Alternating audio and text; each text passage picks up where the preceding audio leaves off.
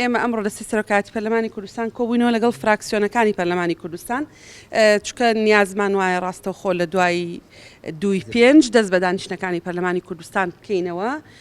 بە پابەندبوون بە ڕێنمایی تەندروستی ینی بە بەکارهێنانی دەمامک و دەستکێش و ئەو پێداویستیانەی کە هەیە و بە پابەندبوونێکی تەواو بە ڕێنمایەکان چونکە پێمان وایە ئەو فترێکی زۆر لە ڕاستیا لە وەرزی تەشریعی بەهارە لە ساڵی دووەم تێپەڕیوە کە نزیکەی 2 مانگە و بۆ ئەوە ئێمە پێویستە ئیتر دەست بە دانیشتنەکانی پەرلەمان بکەینەوە دەبوو ڕاوێژ بکەین لەگەڵ فراکسیۆنە جیاوازەکانی پەرلەمان لەسەرەوەی کە چۆن دەست پێ بکەینەوە و ئەوان چه ئالێتێکیان لەبەردەستە بۆی پێشنیازە یاساکانیان کە دەیانەوێت پێشکەشی پەرلەمانی بکەن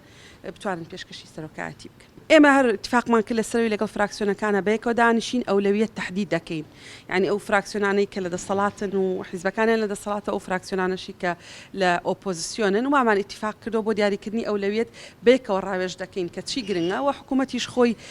12 ینی لیستێکی 12 پرۆژەی ناردووە کە ئەوە ئەولەویەتەکانی حکوومەتن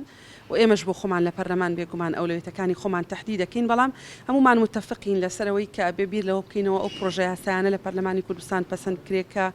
لە بەرژەوەندی خەڵکەوە لە بەرژەوەندی بەهێزکردنی ئابووری هەرێمی کوردستانە و لە بەرژەوەندی پاراستنی بەرهەمی خۆماڵیە لە بەرژەوەندی فرەکردنی سەرچاوەکانی داهاتە لە کشت و کاڵ لە پیشەسازی لە بواری وەبەرهێنان لە بواری گەشت و گوزار و بابەتی موچەش بێگومان بابەتێکی ئەساسیە کە هەمومان دەبێ متفق بین لەسەرەوەی کە لە ئێستا هیچ شتێک لە موچە و لە تەندروستی گرنگتر نییە.